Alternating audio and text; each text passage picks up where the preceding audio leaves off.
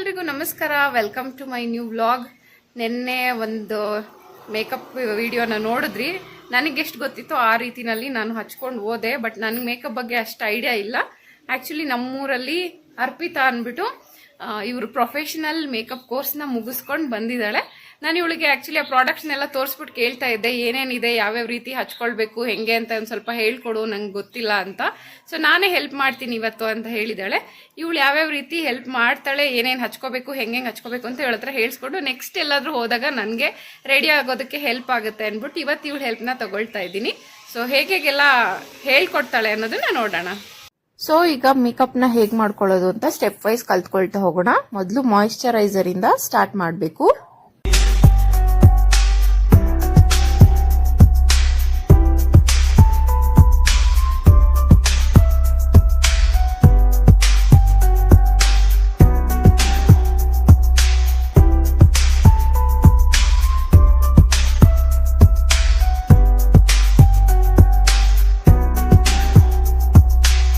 Next primer ಅನ್ನ apply ಮಾಡ್ಕೊಳ್ಬೇಕು.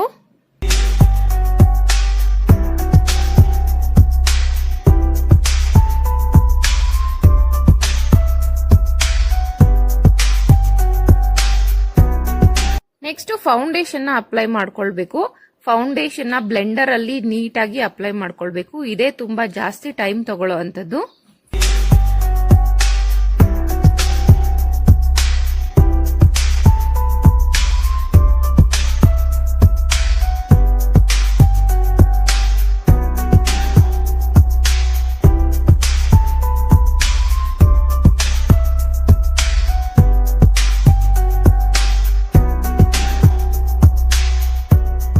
ನಾನ್ ನಿನ್ನೆ ಹಚ್ಕೊಂಡಿದ್ ನೋಡಿದ್ರೆ 2 ನಿಮಿಷದಲ್ಲಿ ಫೌಂಡೇಶನ್ ನ ಹಚ್ಕೊಂಡಿದ್ದೆ. ಬಟ್ ಇವಳು ಮಿನಿಮಮ್ 20 ಮಿನಿಟ್ಸ್ ಆದ್ರೂ ತಗೊಂಡಿದ್ಲು ಕೆಳಗಡೆ ಡಾರ್ಕ್ ಸರ್ಕಲ್ಸ್ ಎಲ್ಲ ನೀಟಾಗಿ ಕವರ್ ಮಾಡೋದಕ್ಕೆ. ನೆಕ್ಸ್ಟ್ ಕನ್ಸೀಲರ್ ನ ಅಪ್ಲೈ ಮಾಡಬೇಕು. ಇದನ್ನ ಎಲ್ಲೆಲ್ಲಿ ಡಾರ್ಕ್ ಸ್ಪಾಟ್ಸ್ ಇರುತ್ತೋ ಅಲ್ಲಿ ಕವರ್ ಮಾಡೋದಕ್ಕೆ ಹಚ್ಕೊಳ್ತಾರೆ.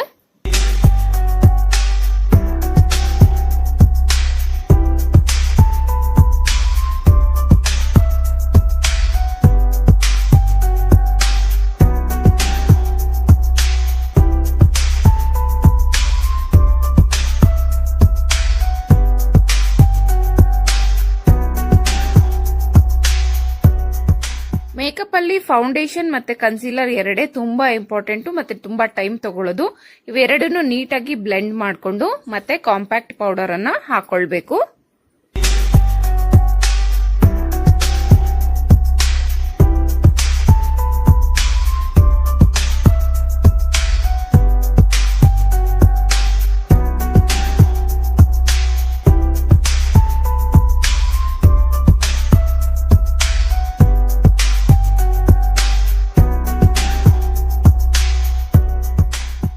ಬಫಲ್ ಹಾಕೊಂಡ್ಮೇಲೆ ಬ್ರಷ್ ತಗೊಂಡು ನೀಟಾಗಿ ಅದನ್ನೆಲ್ಲ ಕೂರಿಸ್ಕೊಳ್ಬೇಕು. ಅದಾದ್ಮೇಲೆ ಹೈಲೈಟರ್ ನ ಯೂಸ್ ಮಾಡ್ತಾ ಇದೀವಿ. ಇದನ್ನು ಅಷ್ಟೇ ಗ್ಲೋ ಎಲ್ಲೆಲ್ಲಿ ನಮಗೆ ಕಾಣಿಸ್ಬೇಕು ಅನ್ಸುತ್ತೋ ಅಲ್ಲಲ್ಲಿ ಹೈಲೈಟರ್ ನ ಹಾಕೊಳ್ಬೇಕು. ಕೆಲವೊಂದು ಪ್ರಾಡಕ್ಟ್ ಅಲ್ಲಿ ಪೌಡರ್ ಹೈಲೈಟರ್ ಕೊಟ್ಟಿರ್ತಾರಂತೆ. ನನಗೆ ಕ್ರೀಮ್ ತರ ಹೈಲೈಟರ್ ಅನ್ನ ಕೊಟ್ಟಿದ್ರು. ಅದನ್ನ ಕೂರಿಸ್ಕೊಂಡ್ಮೇಲೆ ಸ್ವಲ್ಪ ಗಾಳಿಯಲ್ಲಿ ಡ್ರೈ ಆಗೋದಕ್ಕೆ ಬಿಟ್ವಿ. ಅದಾದ್ಮೇಲೆ ನೆಕ್ಸ್ಟ್ ಐಟ್ ಶೇಡ್ಸ್ ಅನ್ನ ಸ್ಟಾರ್ಟ್ ಮಾಡಿದ್ವಿ. ನನ್ನ ಡ್ರೆಸ್ ಬಂದು ಬ್ಲೂ ಮತ್ತೆ ಪಿಂಕ್ ಇರೋದ್ರಿಂದ ನನಗೆ ಪಿಂಕ್ ಕಲರ್ ಐ ಶೇಡ್ಸ್ ಅನ್ನ ಇವಳು ಮಾಡ್ತಾ ಇದ್ದಾಳೆ.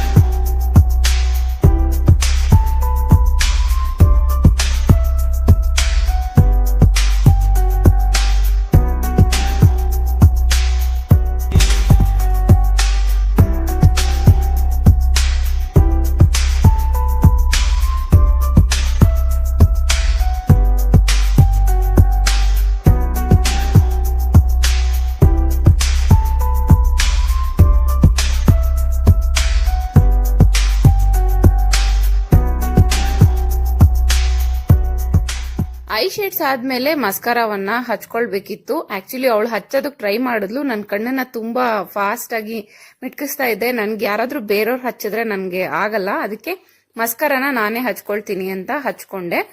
ಇನ್ನು ಮಧ್ಯ ಮಧ್ಯ ಮಗು ಎದ್ದಳ್ತಾ ಇದ್ದರಿಂದ ಅವನು ನೋಡ್ಕೊಂಡು ಮತ್ತೆ ಮತ್ತೆ ಬಂದು ಮೇಕಪ್ ಅನ್ನ ಕಂಟಿನ್ಯೂ ಮಾಡಿಸ್ಕೊಳ್ತಾ ಇದ್ದೆ.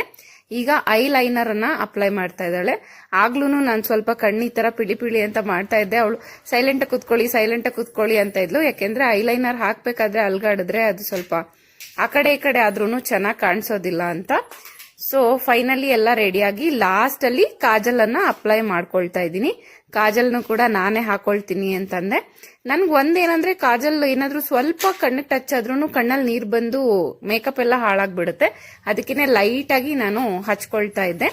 ಅದಾದ್ಮೇಲೆ ಐಬ್ರೋನ ಬ್ರಷ್ ಮಾಡಿದ್ಲು. ಅದು ಆಕ್ಚುಲಿ ಆ ಪ್ರಾಡಕ್ಟ್ ಇದೆ, ಆ ತರ ಯೂಸ್ ಮಾಡ್ಬೋದು ಅಂತ ಕೂಡ ನನಗೆ ಗೊತ್ತಿರ್ಲಿಲ್ಲ. ನನ್ನ ಹತ್ರನೇ ಇತ್ತು, ಬಟ್ ನಾನು ಯಾವತ್ತೂ ಅದನ್ನ ಯೂಸೇ ಮಾಡಿರ್ಲಿಲ್ಲ. ಇನ್ನು ಲಾಸ್ಟ್ ಅಲ್ಲಿ ಚೀಕ್ ಟಿಂಟ್ ಅನ್ನ ಅಪ್ಲೈ ಮಾಡಿದ್ವು. ಪಿಂಕ್ ಕಲರ್ ಎಲ್ಲೆಲ್ಲಿ ಕಾಣಿಸ್ಬೇಕು ಕೆನ್ನೆ ಮೇಲೆ ಅಲ್ಲೆಲ್ಲಾನು ಚೀಕ್ ಟಿಂಟ್ ಅನ್ನ ಹಾಕೊಳ್ಬಹುದು. ಲಿಪ್ಸಿಗೂ ಕೂಡ ಹಾಕೊಳ್ಬಹುದು. ಅದನ್ನ ಲಾಸ್ಟ್ ಅಲ್ಲಿ ಲಿಪ್ಸ್ಟಿಕ್ ಅನ್ನ ಅಪ್ಲೈ ಮಾಡ್ತಾ ಇದೀವಿ. ಲಿಪ್ಸ್ಟಿಕ್ ಹಾಕೊಳ್ಳೋದಕ್ಕೂ ಮುಂಚೆ ಲೈಟ್ ಆಗಿ ನೀವು ಲಿಪ್ ಕೇರ್ ಯಾವ್ದಾದ್ರು ಇದ್ರೆ ಅದನ್ನ ಹಾಕೊಂಡು ಆಮೇಲೆ ಲಿಪ್ಸ್ಟಿಕ್ ಹಾಕೊಳ್ಳೋದು ಬೆಟರ್ ಆಗಿರುತ್ತೆ. ಇಲ್ಲಾಂದ್ರೆ ಲಿಪ್ಸ್ ಎಲ್ಲ ಸ್ವಲ್ಪ ಡ್ರೈ ತರ ಕಾಣಿಸುತ್ತೆ. ನನ್ನಂತೂ ಡ್ರೈ ಸ್ಕಿನ್ ಆಗಿರೋದ್ರಿಂದ ಲಿಪ್ಸ್ ಯಾವಾಗ್ಲೂ ಡ್ರೈಯೇ ಇರುತ್ತೆ. ಮೇಕಪ್ ಎಲ್ಲ ಮುಗ್ದಾದ್ಮೇಲೆ ಲಾಸ್ಟ್ ಅಲ್ಲಿ ಮೇಕಪ್ ಫಿಕ್ಸರ್ ಅನ್ನ ಸ್ಪ್ರೇ ಮಾಡ್ತಾ ಇದ್ದಾಳೆ. ಇಲ್ಲಿಗೆ ಮೇಕಪ್ ಮುಗೀತು. ಲಾಸ್ಟ್ ಅಲ್ಲಿ ನನ್ನ ಸ್ಯಾರಿಗೆ ಮ್ಯಾಚಿಂಗ್ ಬೊಟ್ಟನ್ನ ಇಟ್ಕೊಂಡು ಈ ರೀತಿನಲ್ಲಿ ನಾನು ರೆಡಿ ಆಗಿದ್ದೀನಿ. ನನ್ನ ಫೈನಲ್ ಲುಕ್ ಹೇಗ್ ಅನ್ನಿಸ್ತು ಅಂತ ಕಮೆಂಟ್ ಮಾಡಿ. ಸೊ ಫೇಸ್ ಮೇಕಪ್ ಕಂಪ್ಲೀಟ್ ಆಗಿದೆ. ಫೈನಲಿ ರೆಡಿ ಆಗ್ಬಿಟ್ಟು ಬಂದ್ಬಿಡ್ತೀನಿ. ಇದು ನನ್ನ ಫೈನಲ್ ಲುಕ್. ಹೇರ್ ಸ್ಟೈಲ್ ಕೂಡ ಮಾಡಿದ್ದಾಳೆ. ಚೆನ್ನಾಗಿ ಕಾಣಿಸ್ತಾ ಇದ್ರೆ ಒಂದು ಲೈಕ್ ಕೊಡಿ. ಮತ್ತೆ ಇವಳು ಕೋರ್ಸ್ ಮುಗಿಸ್ಕೊಂಡ್ ಬಂದಾದ್ಮೇಲೆ ಫಸ್ಟ್ ಮೇಕಪ್ ನನಗೆ ಅಂತ ಮಾಡಿದ್ದು. ಆಕ್ಚುಲಿ ಇವ್ರ ಪ್ರಾಡಕ್ಟ್ಸ್ ತುಂಬಾ ಜಾಸ್ತಿ ಇದೆ. ನನ್ನ ಹತ್ರ ಇರೋದ್ರಲ್ಲೇನೆ ಇಷ್ಟು ಮೇಕಪ್ ಮಾಡಿದಾಳೆ. ಆಕ್ಚುಲಿ ನನಗಿದೆ ಜಾಸ್ತಿ, ನಾನು ಇಷ್ಟೊಂದೆಲ್ಲ ಮಾಡ್ಕೊಂತ ಇರಲಿಲ್ಲ. ಬಟ್ ನಾನಾಗಿದ್ರೆ 10 ನಿಮಿಷಕ್ಕೆ ಮುಗಿಸ್ತಾ ಇದ್ದೆ. ಇಷ್ಟೊಂದು ಪೇಷನ್ಸ್ ಇಟ್ಕೊಂಡು 30 ಮಿನಿಟ್ಸ್ ಮೇಲಾಯ್ತು. ಆಕ್ಚುಲಿ 3/4 ಗಂಟೆ ಆಯ್ತು ಮೇಕಪ್ ಮಾಡಿ. ನಾನಾಗಿದ್ರೆ 10 ನಿಮಿಷಕ್ಕೆ ಹಿಂಗೆ ಮುಚ್ಕೊಂಡು ಹೋಗ್ಬಿಡ್ತಾ ಇದ್ದೆ. ನೀಟಾಗಿ ಮಾಡಿದಾಳೆ. ನಂಗಂತೂ ತುಂಬಾ ಇಷ್ಟ ಆಯ್ತು. ನಾನು ಇವಳು ಕಾಂಟ್ಯಾಕ್ಟ್ ನಂಬರನ್ನ ಹಾಕಿರ್ತೀನಿ ಕೆಳಗಡೆ. ಥ್ಯಾಂಕ್ ಯು, ತುಂಬಾ ಚೆನ್ನಾಗಿ ರೆಡಿ ಮಾಡಿ ಕೊಟ್ಟಿದ್ಯಾ. ಮುಂದೆ ಇದೇ ರೀತಿನಲ್ಲಿ ಜಾಸ್ತಿ ಆರ್ಡರ್ಗಳು ಬರ್ತಾ ಇರಲಿ. ತುಂಬಾ ಫೇಮಸ್ ಆಗು, ಒಳ್ಳೊಳ್ಳೆ ಪ್ರಾಜೆಕ್ಟ್ಗಳು ಸಿಗಲಿ. Wish you all the best for your future. Thank you. So ಈಗ ರೆಡಿ ಆಗಿದ್ದೀನಿ. ಇದೇ ಲುಕ್ಕಲ್ಲಿ ನಾನು ಒಂದು ಫಂಕ್ಷನ್ ಅಟೆಂಡ್ ಮಾಡೋದಿದೆ. ಸೊ ಅಟೆಂಡ್ ಮಾಡ್ಕೊಂಡು ಬರ್ತೀನಿ. ಆ್ಯಕ್ಚುಲಿ ನಾನು ಜಾಸ್ತಿ ಮೇಕಪ್ ಮಾಡ್ಕೊಳ್ದೇ ಇರೋದಕ್ಕೆ ಅವರು ಹಚ್ತಾ ಇದ್ದಾಗ ನನಗೆ ಅಯ್ಯೋ ಜಾಸ್ತಿ ಆಯ್ತೇನೋ ಏನು ಅಂದ್ಕೊಳ್ತಾರೋ ನೋಡಿದವರು ಅಂತ ಅನ್ಸ್ಕೊಳ್ತಾ ಇತ್ತು. ಬಟ್ ಅದು ಸ್ವಲ್ಪ ಟೈಮ್ ತಗೊಳುತ್ತೆ ಸೆಟ್ ಆಗೋದಕ್ಕೆ. ಅವ್ರಿಗೆ ಗೊತ್ತಿರುತ್ತೆ ಪ್ರೊಫೆಷನಲ್ಸ್ಗೆ ಎಷ್ಟು ಹಾಕಬೇಕು ಏನು ಹಾಕಬೇಕು ಅಂತ. ನಾವು ನಾರ್ಮಲ್ ಆಗಿ ಮೇಕಪ್ ಮಾಡ್ಕೊಳ್ಳೋದಕ್ಕೂ ಅವ್ರ ಮೇಕಪ್ ಮಾಡೋದಕ್ಕೂ ತುಂಬಾ ಡಿಫ್ರೆನ್ಸ್ ಇರುತ್ತೆ. ನಾನು ನಿನ್ನೆ 10 ನಿಮಿಷಕ್ಕೆ ಏನೇನು ಸಿಗುತ್ತೋ ಅದನ್ನು ಹಚ್ಕೊಂಡು ಹೋಗಿದ್ದಕ್ಕೂ ಇವಳು ಇವತ್ತು 3/4 ಗಂಟೆ ಟೈಮ್ ತೊಗೊಂಡು ಮಾಡಿದ್ದಕ್ಕೂ ತುಂಬಾ ಡಿಫ್ರೆನ್ಸ್ ಇದೆ. ಸ್ಟಾರ್ಟಿಂಗ್ ನೋಡಿದಾಗ ನನಗೂ ಸ್ವಲ್ಪ ಓವರ್ ಆಯಿತು ಮೇಕಪ್ಪು ಅಂತ ಅನ್ನಿಸ್ತು. ಬಟ್ ಆಮೇಲೆ ಸೆಟ್ ಆದಮೇಲೆ ಓಕೆ ಚೆನ್ನಾಗಿದೆ ಪರವಾಗಿಲ್ಲ ಅನ್ನಿಸ್ತು. ನೀವು ಹೇಳಿ ನನಗೆ ಜಾಸ್ತಿ ಆಯಿತಾ ಅಥವಾ ಓಕೆ ಚೆನ್ನಾಗಿ ಕಾಣಿಸ್ತಾ ಇದೆ ನಾನು. ಯಾಕೆಂದರೆ ನೆಕ್ಸ್ಟ್ ನಾನು ಅದೇ ಪ್ರಾಡಕ್ಟ್ಸನ್ನು ಕಂಟಿನ್ಯೂ ಯೂಸ್ ಮಾಡೋದ್ರಿಂದ ನನಗೊಂದು ಐಡಿಯಾ ಸಿಗುತ್ತೆ ಯಾವ ರೀತಿ ರೆಡಿ ಆಗಬೇಕು ಅನ್ನೋದು. ಪ್ಲೀಸ್ ಕಮೆಂಟ್ ಮಾಡಿ ನಿಮ್ಮ ಒಪಿನಿಯನನ್ನು ತಿಳಿಸಿ. ಹಾಗೆ ಅವಳು ಮಾಡಿದಂಥ ಈ ಲುಕ್ ಹೇಗಿದೆ ಅನ್ನೋದನ್ನು ಕಮೆಂಟ್ ಮಾಡಿ. ಯಾಕೆಂದರೆ ಅವಳಿಗೂ ಫೀಡ್ಬ್ಯಾಕ್ ಕೊಟ್ಟಂಗೆ ಆಗುತ್ತೆ. ಜಸ್ಟ್ ಕೇಳಿದಷ್ಟೇ ಏನೇನು ಅಂತ ಸ್ವಲ್ಪ ತೋರಿಸ್ಕೊಡ್ತೀಯಾ ಅಂತ. ಅವಳಕ್ಕ ನಾನೇ ರೆಡಿ ಮಾಡ್ತೀನಿ ಬಾ ಅಂದ್ಬಿಟ್ಟು ರೆಡಿ ಮಾಡಿದ್ಲು. ಇನಿಷಿಯೇಟಿವ್ ಆಗಿ ತಗೊಂಡು ಯಾರಾದರೂ ಏನಾದರೂ ಮಾಡ್ತೀನಿ ಅಂತ ಬಂದಾಗ ಡಿಸ್ಕರೇಜ್ ಮಾಡಬಾರ್ದು. ಅವ್ರಿಗೆ ಎನ್ಕರೇಜ್ ಮಾಡಲಿಲ್ಲ ಅಂದ್ರೂ ಪರವಾಗಿಲ್ಲ, ಡಿಸ್ಕರೇಜ್ ಮಾಡಬಾರ್ದು. ಯಾಕೆಂದರೆ ನಾವು ಯೂಟ್ಯೂಬ್ ಸ್ಟಾರ್ಟ್ ಮಾಡಿದಾಗ ನಮಗೂ ಅದ್ಯಾಕೆ ಇದ್ಯಾಕೆ ಅಂತ ಡಿಮೋಟಿವೇಶನ್ ಮಾಡೋರು ಇದ್ದಾರೆ. ಬಟ್ ನಾವು ಬಿಡ್ದಲೇ ಮಾಡ್ಕೊಂಡು ಹೋಗ್ತಾ ಇರ್ತೀವಲ್ವ. ಹಾಗೇನೆ ಯಾರಾದರೂ ಆಯಿತು ಅವ್ರಿಗೆ ಇಷ್ಟ ಬಂದಿರೋ ಫೀಲ್ಡಲ್ಲಿ ಮುಂದುವರಿತೀನಿ ಅಂದಾಗ ನಿಜವಾಗ್ಲೂ ಎನ್ಕರೇಜ್ ಮಾಡಬೇಕು. ನನಗೆ ಬೇಡ ಬಿಡು ನಾನೇ ಮಾಡ್ಕೊಳ್ತೀನಿ ಅಂತ ಹೇಳೋದಕ್ಕಾಗಲಿಲ್ಲ. ಓಕೆ ನನಗೂ ಸ್ವಲ್ಪ ಐಡಿಯಾ ಬರುತ್ತೆ ಏನೇನನ್ನ ಯಾವ್ಯಾವ ರೀತಿ ಯೂಸ್ ಮಾಡಬೇಕು ಅನ್ನೋದು. ಓಕೆ ಮಾಡಪ್ಪ ಅಂತ ಹೇಳಿದೆ. ಪಾಪ ಟೈಮ್ ತಗೊಂಡು ನೀಟಾಗಿ ಮಾಡ್ಕೊಟ್ಟು ಹೋಗಿದ್ದಾಳೆ. ತುಂಬಾ ಖುಷಿ ಆಯಿತು ನನಗೆ. ಹೇರ್ ಸ್ಟೈಲು ಅಷ್ಟೇ. ಅಕ್ಕ ನಾನು ರೆಡಿ ಮಾಡಲಾ, ನಾನೇ ಮಾಡ್ತೀನಿ ಅಂದ್ಲು.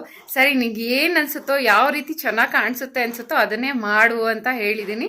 ನಾನು ಯಾವುದನ್ನು ಚೇಂಜ್ ಮಾಡ್ಕೊಂಡು ಹೋಗಲ್ಲ, ಇದೇ ರೀತಿನಲ್ಲಿ ಹೋಗ್ತಾ ಇದ್ದೀನಿ. ಐ ಹೋಪ್ ನನಗೆ ಚೆನ್ನಾಗಿ ಕಾಣಿಸ್ತಾ ಇದೆ ಅಂತ ಅನ್ನಿಸ್ತು. ಹಾಗಾಗಿ ನಿಮಗೂ ಈ ಲುಕ್ ಹೇಗೆ ಅನ್ನಿಸ್ತು ಅಂತ ಪ್ಲೀಸ್ ಕಮೆಂಟ್ ಮಾಡಿ. ನಾವು ಬಂದಿರೋದು ಚಿಕ್ಕನಾಕ್ನಹಳ್ಳಿಯಲ್ಲಿ ಗೃಹ ಪ್ರವೇಶಕ್ಕೆ ಅಂತ. ಶಾನ್ವಿ ಅಂತ ಮನೆಗೆ ಹೆಸರಿಟ್ಟಿದ್ದಾರೆ. ಹೊಸದಾಗಿ ಮನೆಯನ್ನು ಕಟ್ಟಿದ್ದಾರೆ. ಈ ಗೃಹ ಪ್ರವೇಶಕ್ಕೆ ನಾವು ಬಂದಿದ್ದೀವಿ. ಮನೆ ನೋಡ್ಬೋದು, ತುಂಬಾನೇ ಚೆನ್ನಾಗಿ ದೊಡ್ಡದಾಗಿ ಕಟ್ಟಿದ್ದಾರೆ. ನಮ್ಮ ಅಣ್ಣ ಅವ್ರದ್ದೇ ಮನೆ ಇದು. ಮನೆಗೆ ದೇವ್ರನ್ನೆಲ್ಲ ಕರೆಸಿ ಪೂಜೆನೆಲ್ಲ ಮಾಡಿಸಿದ್ರು. ನಾವು ಬರೋದು ಸ್ವಲ್ಪ ಲೇಟ್ ಆಯಿತು, ಯಾಕೆಂದರೆ ನನ್ನ ತಮ್ಮ ಕೋರ್ಟಿಗೆ ಹೋಗಿದ್ದ.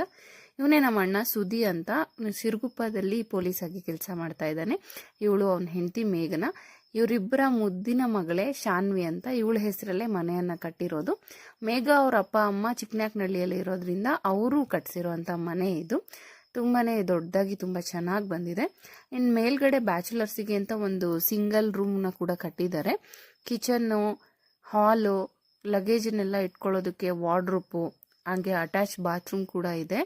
ತುಂಬಾನೇ ದೊಡ್ಡದಾಗಿದೆ. ಬ್ಯಾಚುಲರ್ಸಿಗಂತೂ ಕಣ್ಣು ಮುಚ್ಕೊಂಡಿರ್ಬೋದು, ಅಷ್ಟು ಚೆನ್ನಾಗಿದೆ ರೂಮು. ಆಚೆ ಕಡೆ ವ್ಯೂನು ಅಷ್ಟೇ, ದೇವಸ್ಥಾನ, ಮನೆಗಳು, ತೋಟಗಳು ಎಲ್ಲದೂ ತುಂಬಾನೇ ಚೆನ್ನಾಗಿ ಕಾಣಿಸುತ್ತೆ. ಇನ್ನು ಮನೆಯೆಲ್ಲ ನೋಡಿಕೊಂಡು ನಾವು ಊಟ ಮಾಡೋದಕ್ಕೆ ಅಂತ ಬಂದ್ವಿ. ಅವರು ಕೂಡ ನಮ್ಮ ಜೊತೆನಲ್ಲೇ ಊಟಕ್ಕೆ ಕೂತ್ಕೊಂಡಿದ್ರು. ನನ್ನ ಮಗ ಅಲ್ಲಿ ಆಟ ಆಡ್ತಾ ಇದ್ದ. ಇನ್ನು ಫಂಕ್ಷನ್ ಎಲ್ಲ ಮುಗಿಸ್ಕೊಂಡು ವಾಪಸ್ ಬರ್ತಾ ಇದ್ವಿ. ಕೂದಲು ಬಿಟ್ಕೊಂಡಿದ್ರಿಂದ ಈ ಸೆಕೆಗೆ ತುಂಬಾನೇ ಒಂಥರ ಅನ್ಕಂಫರ್ಟಬಲ್ ಅನ್ನಿಸ್ತಾ ಇತ್ತು. ಬರೋವಾಗ ಆ ಗಾಳಿ, ಆ ವ್ಯೂನ ಎಂಜಾಯ್ ಮಾಡ್ಕೊಂತ ಬರ್ತಾ ಇದ್ವಿ. ಇನ್ನು ಮಕ್ಕಳನ್ನ ಕರ್ಕೊಂಡು ಯಾವುದೇ ಫಂಕ್ಷನಿಗೆ ಹೋದ್ರೂ ಬರೋ ಅಷ್ಟರಲ್ಲಿ ತುಂಬಾನೇ ಸಾಕಾಗೋಗುತ್ತೆ ಅವ್ರನ್ನ ಹಿಡಿಯೋ ಅಷ್ಟರಲ್ಲಿ. ಎಸ್, ಫಂಕ್ಷನ್ ಮುಗಿಸ್ಕೊಂಡು ಇವಾಗ ಜಸ್ಟು ಮನೆಗೆ ಬಂದ್ವಿ. ಇದಾಗಿತ್ತು ಇವತ್ತಿನ ವ್ಲಾಗ್ ಅಂತ ಹೇಳ್ತಾ ಈ ವ್ಲಾಗನ್ನ ಇಲ್ಲಿಗೆ ಮುಗಿಸ್ತಾ ಇದ್ದೀನಿ. Thank you so much.